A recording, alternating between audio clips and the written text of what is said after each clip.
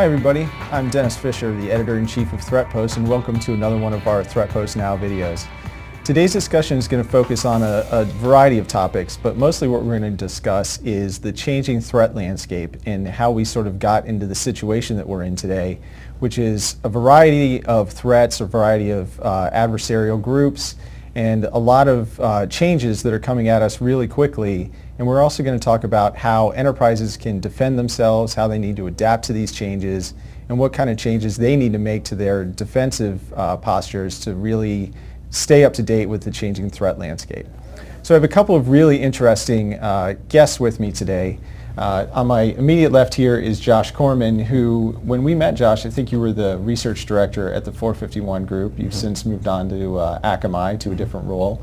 So tell us a little bit about what you're doing these days and how your role has changed in the security world. Sure. About 2 months ago, I joined Akamai Technologies to be director of a new group, Director of Security Intelligence.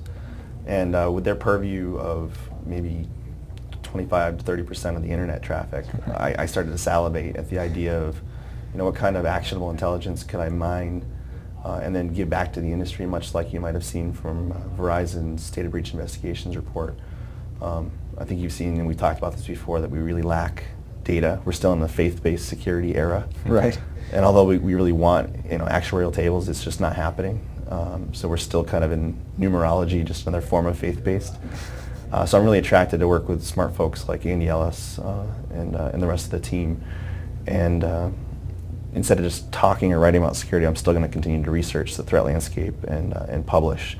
But now we're going to improve the security of the platform, but also the available data, such that enterprises and CISOs can act upon real-world knowledge. Good. Yeah, talking and writing about security is my job, so you gotta, I need to stay employed. So, also with us is Gene Kim, who I think a lot of people in the industry know as the founder of Tripwire and author of several books. So, what are you up to these days, Gene? You left Tripwire fairly recently, and yeah, it was about a year and a half ago. Yeah, for 13 years, I was the founder and CTO of Tripwire, which is just a phenomenal place to be. And still is. Right now I'm working on my third and fourth book, including one called When IT Fails, the novel. And so that's any opportunity to work with Josh, I jump at. So it's a pleasure to be here with both Josh and you. Great. So I think you guys are kind of the perfect combination of experts to have for the topics we're going to discuss today. You've got a sort of broad-based background in, both inside the enterprise, outside the enterprise, technology, building things, helping people figure out how to defend themselves.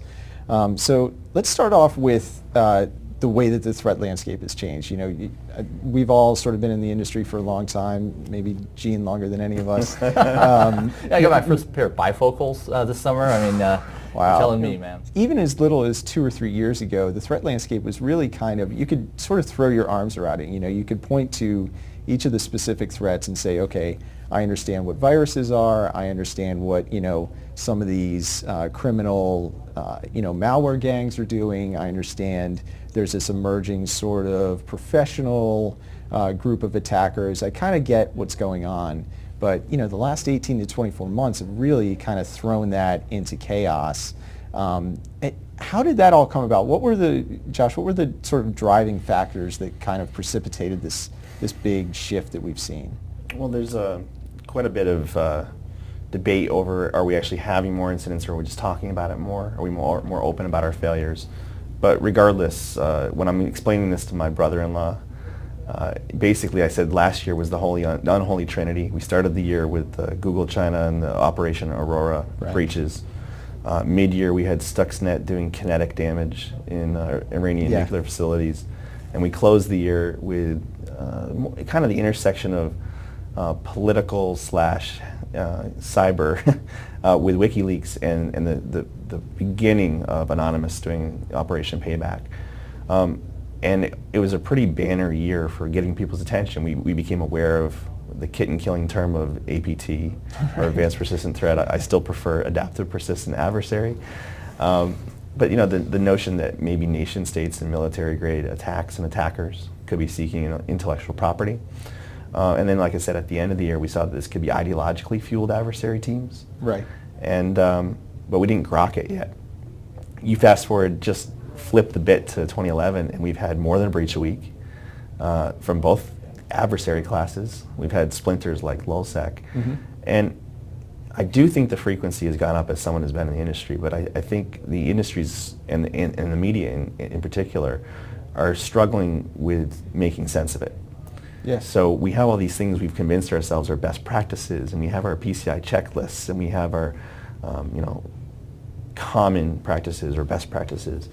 But those are really predicated on a 2003 or prior version of IT, a pre-2003 version of adversary. Right. It was predicated on the notion that there was only casual attackers or script kiddies. And so much has changed since then. The way we use technology, the types of technology, the number of adversary classes, how motivated they are. And we're starting to finally see that the chickens have come home to roost. And we're getting hit on both fronts, from both those political espionage or the ideological chaotics. Right. And Gene, from your perspective, how much do you think, or how long do you think it's taken the enterprise security folks to really realize that there was this shift going on and sort of start looking at things in a different way? It's interesting just listening to Josh talk about these things that he has obviously a lot of passion about. I mean, I was late to the game. I mean, the way I was trained, I think, was from the classical perspective, right? You fear more instead of fearing the person, the script kiddie, the 14-year-old script kiddie, on the internet, the person you really fear is the person who has daily access to the trading desk. I mean, that was the way we were all trained. And so I think it took me, I was like one of the last people to realize, oh my gosh, on the one hand, it is all different, right? I mean, the level of the organization and the ability to mobilize people, so things like anonymous, things like LulzSec. I mean, it just shows, that there is a valid, real threat outside the organization, and yet, in some ways, it's all still very much the same, right? You still want to prevent security breaches from happening. You want to detect and correct for them quickly when they occur, right? And you always plan for the worst. So in that case, from a practitioner's perspective, from a risk and controls perspective, you're still doing the same thing. You might be facing in a slightly different direction, but still the same techniques that you would bring to bear are very much the same, whether it's an insider threat or an external threat. So I'll be the first to admit, I mean, it is a very different threat landscape in terms of which direction it's coming from. But on the other hand, it's not like we have to throw away everything that we've learned to address that threat. In fact, the best practitioners I know are still the best defenders against the external threat as they were defending against the internal threat. So I think that's the good news in all of it. Yeah, and Gene brings up an excellent point, because a lot of these folks are coming saying, we bought these specific anti-threats for specific types of ammo from a Russian script kiddie. Yeah. And the old school, a lot of the answers for what we do going forward, we have in the past, right? Sometimes, if you look at the actual methods being used, they're not very impressive. Some of these are, basic default passwords, or poor configuration, or poor hardening, or poor, just bad IT hygiene. And some of it's just getting back to basics, and that's why we've made a good team recently. Is, we talked about the zombie apocalypse earlier this spring, and maybe we will again today. But, under more extreme circumstances, it's not about fighting harder. It's about fighting smarter, and about reducing your attack surface, reducing your operational entropy. And a lot of the things in visible ops are becoming seen in a different light today than they maybe would have 2-3 years ago. Dennis, I mean, to me, I think what I wish everybody knew in terms of the people who are actually seeing this threat and ready to mobilize, they just want to know what to do.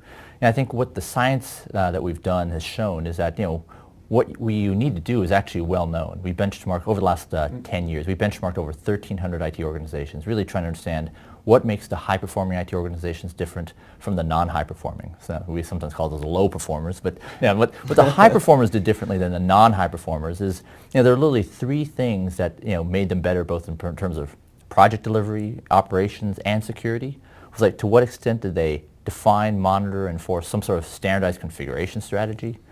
To what extent do they define, monitor, and enforce some sort of process discipline? And to what extent do they restrict access to production? And so I think that kind of explains why kind of in our research we found that the people leading these high-performing IT organizations were often non-commissioned officers in the military, chemical engineers, or auditors, right? They just cared about rigor, discipline, doing the same things every day, right? Checklists, right? So I believe fundamentally, right, that those things are the traits that we need even more now than we did in the pre-2003 world that Josh is talking about. How much does that bump up against what they have to do with compliance in some of the regulations that they're all subject to? I mean, is that a plant question? Yeah. Oh my goodness. Yes. Yeah, that'll be the only one, I promise. You dangling red meat in front of me. I mean, checklists are an interesting thing. You know, you say checklist in front of a diehard in the industry security person, and they'll have a seizure, right? And yet there's tremendous benefits to things like the checklist manifesto, right? So they can be an excellent part of that operational discipline and rigor that Gene's referring to. They can't replace survival instincts, and an active ready stance and a OODA loop of observe, orient, decide, act is really kind of the blueprint for these people that are facing nation state actors on a daily basis. Right. When I look at the people who are doing a good job rising to these rising threats, they're implementing something that's a lot more eyes and ears to notice more whispers and echoes, to react more quickly, to have more freedom of movement. So they're doing all the things Gene's referred to, but they're also increasing their response, their detection and response. And in light of those things, it's necessary to reduce the chaos and entropy wherever possible by just making sure you do the basics. And it's necessary to go build beyond that. If you skip doing the basics, then you have all this elective entropy. You have all this elective chaos, and you don't have a fighting chance. So, I mean, you look at some of these high-profile breaches, let's not name names, but it's a pretty simple phishing email. It's a pretty simple SQL injection. It's a default password. So none of them, you know, you have the APT deniers who say these aren't really sophisticated because they're really basic attacks. And we remind them that an attacker is as sophisticated as they need to be, right, you don't which is not go very. With the huge gun when the small one will work just as well. So, you know, I think the difference between maybe the prior class and the new class isn't so much that they're using different bullets and weapons. It's that they're more tenacious. There's a level of target stickiness. So the persistence in advanced persistent threat and the persistence of ideologically fueled chaotic actor who wants to punish you or has a grievance with you, it's a level of stickiness that makes them go further, try harder, and give up less easily than maybe someone stealing credit cards who can steal it from company A, B, or C. Yeah, they don't care and who just their move target on, is. Right. It's the target stickiness in both cases that has raised the stakes, that you've got to do exactly what Gene talked about and that OODA loop on top. Yeah, I just love this metaphor because, I mean, I think what it was saying is like before you try the advanced kung fu, make sure that you can sort of stand right in a defensive posture for more than 30 seconds without falling over, right? And you know, in the absence of that, then you can take all the classes online you want, right? But you're still going to get your ass kicked. Yeah, one of the things that irritated me when we look at the data we do have is everyone's pointing at the failures, and they're saying, look how simple that was. Had you simply patched that, you wouldn't have been compromised. And I said, in what universe? Right. Had you patched that, they had 25 other very low-hanging fruit to hit you. Yeah. So in some cases, when you do look at some of these higher profile intellectual property losses, even though they weren't sexy exploitation techniques, if someone wants you bad enough, they'll get people on your payroll. They'll have collusion. Right. You know, that's why some of the old school classic security people plan for the insider first. Right? Sure. You know, separation, segregation of duties, really nice separation of how much any one person can control two key systems. And you know, it's just not sexy. We got addicted to buying a new pizza box with blinky lights with a new name that was in someone's magic geometry, and then you would, and we've lost sight of risk management. And I mean, let's be honest. You know, the media love stories about, you know, nation states, you know, intelligence services compromising, you know, companies over here with ultra sophisticated tactics, you know, stealing really important intellectual property, that kind of thing. But from your perspective, Gene, how much do the organizations really care about who's actually attacking them? And how much do they care about, you know, just the fact that they're being attacked? I mean, how much time are they spending on attribution? You know, people like me love to go and find out who's doing the attacking, but in general, how much does that matter to somebody who's just interested in trying to defend what they have? Boy, you know, that's a great question. I mean, I'm sort of like arguing with myself on this. On the one hand, I don't think if I just got fired for getting my company on the front page of the news, right, if whether I care, right, exactly, you know, what Vector came with, right, I mean, it was sort of my fault, and you know, it's going to impact my career forever, right, but, you know, on the other hand, right, I mean, you know, to get totally blindsided by something that you never even thought of, right, I mean, that's, that's more than just bad luck, right? I mean, there's some element of skill that has to play in there. So I think I think organizations actually do need to know viscerally kind of where the threat is, right? I mean, if you get the threat equation wrong, then you're going to be defending for the wrong thing. So that's a good point. But I mean, does the CEO or the board care, by what direction the bullet comes from? And I don't think so. So I've had this argument a lot lately. I have a pretty firm opinion on this. If you look at the Verizon data, they have this A4 model, or the Varus framework, that basically is a humongous Punnett square of all the possible combinations of attackers and attributes and assets and whatnot. And of all the possible permutations, less than, it was a single-digit percentile, less than 10% of the actual possible attack types were leveraged in the breaches. So we have this idea that we're going to defend against everything. And yet, attackers don't use every tool in the book. They use a couple. Right. And if you're trying to defend against everything, it's very poor economics. And we can't. And then I've also, in our debates on the PCI things, my argument was the best thing you can do to pass an audit and simplify the cost of the audit is to reduce your scope, which is as defined by the cards. Well, I as a CISO or as a shareholder, I have responsibility for protecting card data, intellectual property, sensitive organizational data, corporate secrets, trade secrets. There's all sorts of things that are far more valuable than credit cards and also far less replaceable than credit cards. And my concern is when people say, yeah, but if you're doing good security for your credit cards, then everything else will be safe too.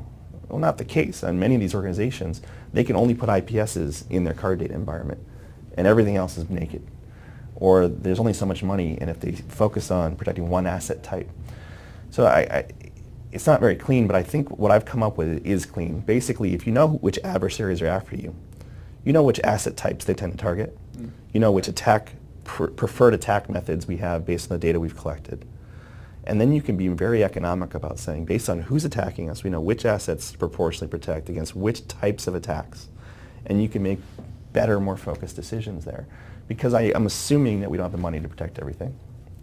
Right. And I'm assuming we want to adapt and make more efficient use of our limited resources. I mean, by the way, listening to you, I'm like, oh man, I'm a dumbass. Right, obviously, right? To make any sort of calculated decision about controls, you got to know where the risk comes from, right? And I think you can break it down into, yeah, we got whacked because I got totally blindsided. I was asleep at the wheel, right? Because I didn't believe or I wasn't aware of a threat that I didn't think was real, but it turned out it was. That once you know that, right, now you have now you can use your brain, the intellect, right, to actually design a control environment, right, to help the business, protect value, right, and ideally, right, help build value as well. And what I thought you were going to say, right, is that the problem with compliance programs like PCI so often is that it sucks the air out of the room because that's what kind of rises above the noise and takes up all the budget. So information security budgets go from 3% to 13%, taking up capital the business needs now more than ever, right? And I think Josh would argue that and that would be like flushing money down the toilet, right? It's not good money.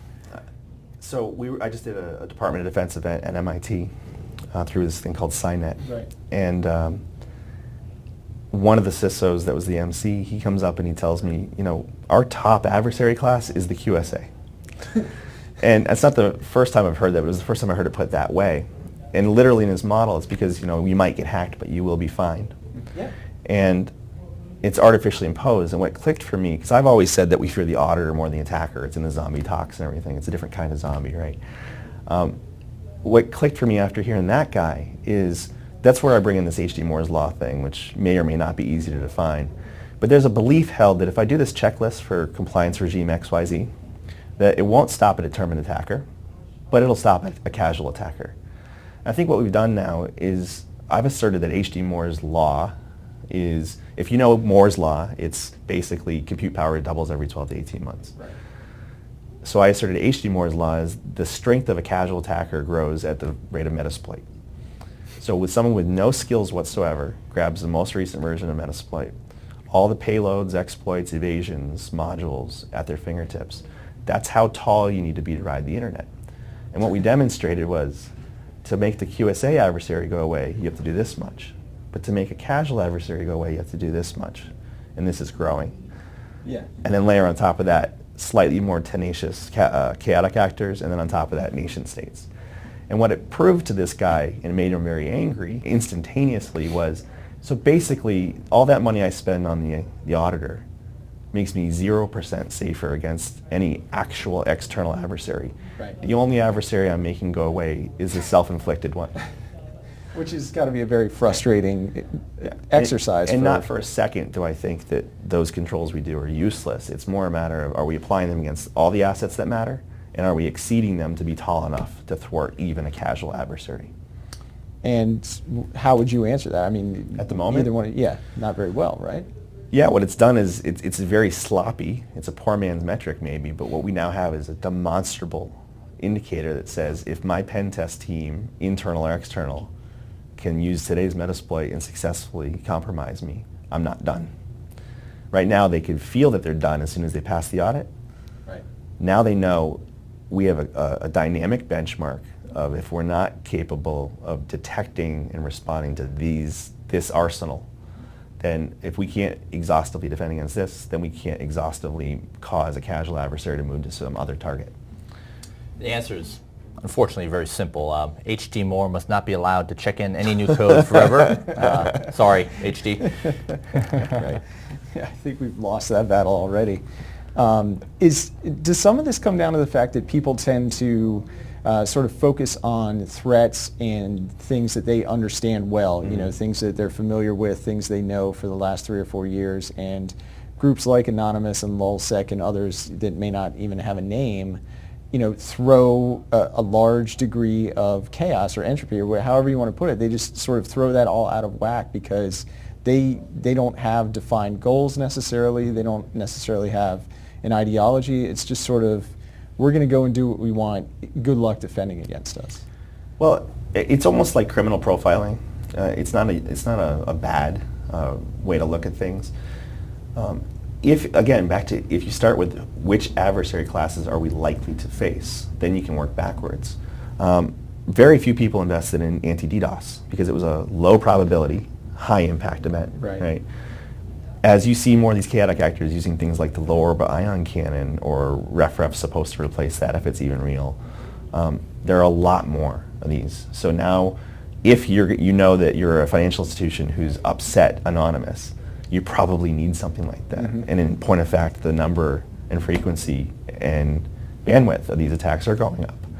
So this is something where if you ignore it and just stick to some checklist, then you're going to find yourself maybe in a 21 breach punishment campaign like you saw Sony. Right. And it's not just DDoS. They like SQL injection, they like this. So what are the top 5 ways that a chaotic actor will punish you?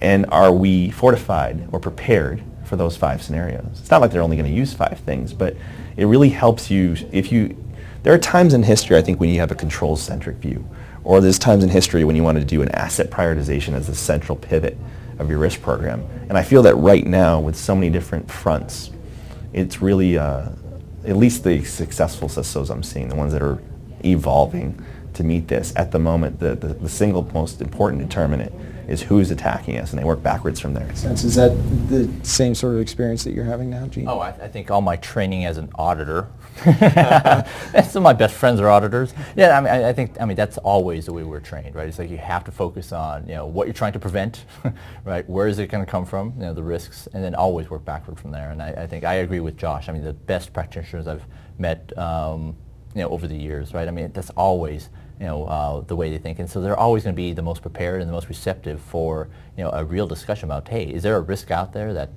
could jeopardize the enterprise, jeopardize the business that I need to know about, and what do I need to do differently?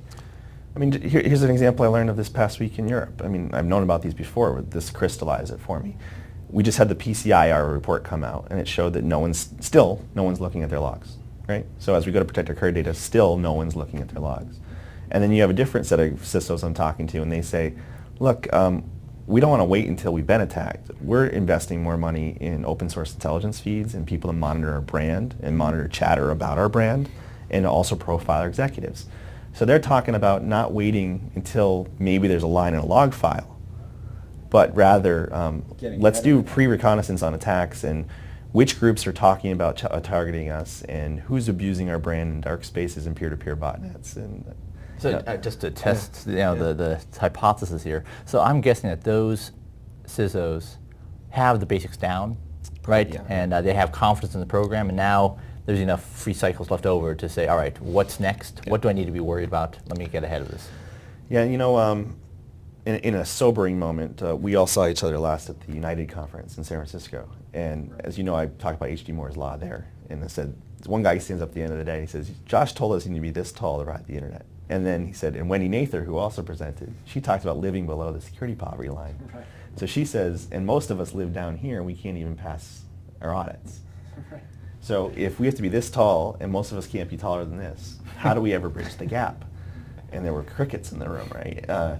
So how do we, I think the answer is not easy, but if you jump up a level, when you're slightly behind, you work harder. When you're very, very behind, you have to work smarter.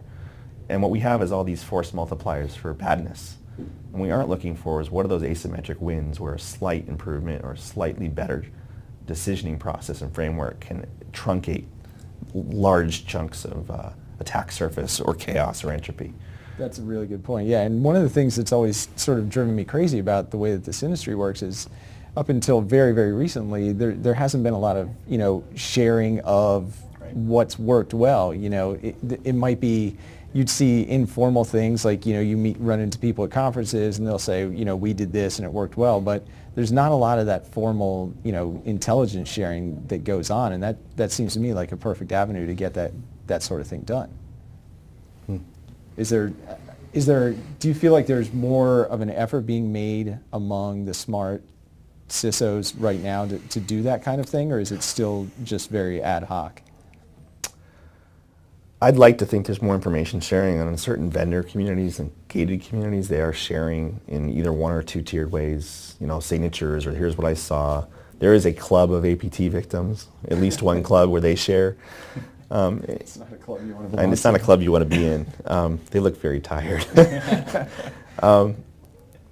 I'd like to see more, but I think instead what's happening is I don't think people have had that rock bottom moment where they realize that we have to be smarter. So I'm seeing people do more security, but not better. They haven't yet recognized that we're very far behind. There are some, and they're employing kind of that zombie survival pyramid, OODA loop that we keep alluding to, out of necessity. But for the most part, a lot of people are still over-relying on that checklist. Yeah, it's interesting. I agree with Josh. I mean, one of the neat experience I've had over the last couple of years working with the Verizon folks, right? The people who do the data breach report and the compliance report are just fantastic. And in one panel that I did, it was just really kind of fun because on the one hand, we had this joint realization that they had the opportunity to basically inspect every airplane that's crashed into the ground and get to sift through the wreckage and look at what drinks people were holding, right, and just really understand every notion of the failure, right. And the gentleman that was on the panel, he said, and you've had the opportunity, Gene, to study every airplane that's still in the sky, right? And between the two, you end up with some startling conclusions, right. And I think one of the things that just have intrigued me, right, is that there's just a caloric mismatch between what information security needs from the business and from IT and what IT can deliver, right? I mean, almost every business project requires IT, and when they say, what's in the way, it's IT, right? I mean, IT operations in specific, right? I mean, they are blocking the intestinal tract, right, of the entire organization, right? And just things get stuck there. Right. And one of the things that Josh and I have been studying, we actually are going to be presenting at RSA in next year, is about something I think has really changed the landscape of how development and operations work together, and could be an incredible hope for security, called the DevOps movement, where as Josh so keenly coined, right, is most IT organizations, they do a deploy a week, one major deployment a month. Right, and then you have organizations like Netflix or Amazon that are doing 10 deploys a day, 50 or 1,000, right? And so you take a look at their ability to actually deploy changes and correct and close vulnerabilities, change the defensive posture of the organization. I mean, that might be a phenomenal opportunity for security to actually have the means to actually do what needs to be done to not only make the organization more stable, but also make it more secure. right, and actually start matching, getting inside the OODA loop of the attackers. So, yeah, I think that's something that I find really, really exciting. Yeah, it's gonna be a tough talk to prepare because many people don't know what DevOps is, so we're gonna educate them on that. Maybe we'll give you a thumbnail. We're also calling it, I think the title is Security is Dead, Long Live Rugged DevOps. And the subtitle is IT at Ludicrous Speed, because when you're doing this kind of rapid and automated deployment and instantiations, we can barely secure traditional IT environments when it's retrofit after the fact. So It's like, to do a security review will take 2 weeks. and we're doing 50 a day. So you want your cookie cutter template that's spinning these to be hardened, to be rugged, to be instrumented so that we can notice failures and capture them. You want to make sure that they're deployed in as secure or securable a way as possible. And we've seen some really bright people. I mean, there's our friend Wicket in Texas, and they're basically streamlining their development using DevOps such that every web object knows it's only supposed to talk to other web objects, and they almost have this they're born with like a protective sack that makes them secure by default and really limits down to only the bare necessities of communication to the other objects. So rather than assuming a perimeter or assuming a friendly environment, his automatic deployment model is hardened, ruggedized, etc. We should probably define DevOps in 30 seconds or 60 seconds. Yeah, DevOps. Anti-DevOps, traditional IT, is when you have development and operations constantly throwing each other under the bus, right? And development using all the time in the schedule, leaving none for operations. So it's the ultimate pig over the wall. What DevOps is basically how do they sort of break down that silo and bring operations very early into the life cycle, where you're deploying the code and the environment it deploys into at the same time. And get to deployment rates that I've never seen before, right? And it just literally when this started happening 4 or 5 years ago, the world paid attention, right? The risk for security is that dev and ops do this until they ignore security. Without us, yeah. Right? And for a reason, right? Because security is great at saying no, right? Yeah, it's a roadblock in most cases. Right? Exactly right. And so I think that is typically what happens. But the opportunity for security is, in James Wickett's case, he was able to be, he is now viewed as a critical part of the team that will help us develop more stable code as well as more secure code. And so it's the ultimate manifestation of what we've all wanted along, right? How do you get security baked in and worked on in the very first step? And I think that is what's really exciting. Yeah, it's really the alignment of measurements is my takeaway from it. IT is measured on uptime and no surprises, right? Yeah. And dev is measured on features and functionality shipped. So they're adversarial by default. And the same thing when you throw security in there. So right now they're harmonizing and realigning their measurements for success and their productivity, but without security. So if we don't get to the table soon, and we may even be too late for this, security is going to be an afterthought, if a thought at all. So how does that relate to everything else? Well, when we have more rugged, securitable, defensible, survivable, recoverable IT at ludicrous speed, there's less attack surface, less entropy, less default configurations, and we're basically, the industrial complex churning out software is churning out something where you have a fighting chance, as opposed to all these legion, anonymous isn't the only thing that's legion. Our failures are legion. So there's fewer gaps to exploit for those. It'll never make motivated adversaries go away. It'll just change your likelihood of survival.